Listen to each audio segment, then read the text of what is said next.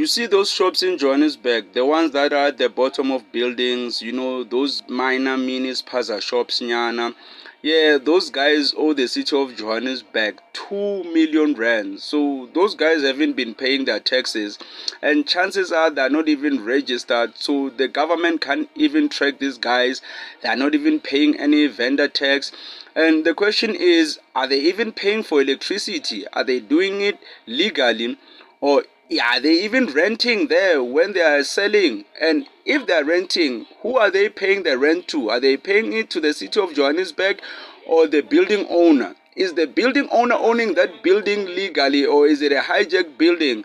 Yeah, so many questions, such few answers, but at least the government is doing something about it. They are chasing them out of the shops. These people that are trading here, combined, they are owing us more than 2.5 million. They've made a payment arrangement. They've signed the acknowledgement of debts, but with the amount that they are paying, it does not demonstrate people who are willing to settle the money that they are owing to the entity, which is Joshco. So there is one that is paying less than 5,000. And I think this is the right way to do it, because when Operation Dudula and March do it, it's kind of illegal, right? So March, Operation Dudula, they'll claim that they are removing illegal immigrants, but they are removing illegal immigrants illegally. So you are doing a crime on top of a crime, so which is not warranted.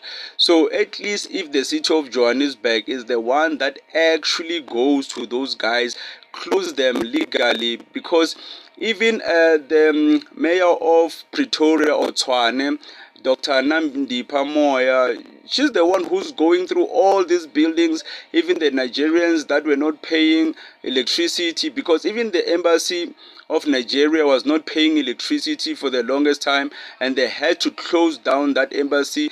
And then the city made sure that they pay the electricity, so they contacted Nigeria, in due time they paid the bill. So this is the right way to do it. I think the city of Johannesburg is owed this money, because have you seen Joburg, man? We need better infrastructure there, not people doing their things illegally. We are shutting them down because they are owing us a lot of money. They have no ability to pay, and yet they are continuing to trade in our spaces. They are employing foreign nationals, and they are not contributing in anyhow. They are not contributing in the coffers of the municipality. They are not contributing in the economy of the city of Johannesburg. They are not assisting us to address the issues of unemployment.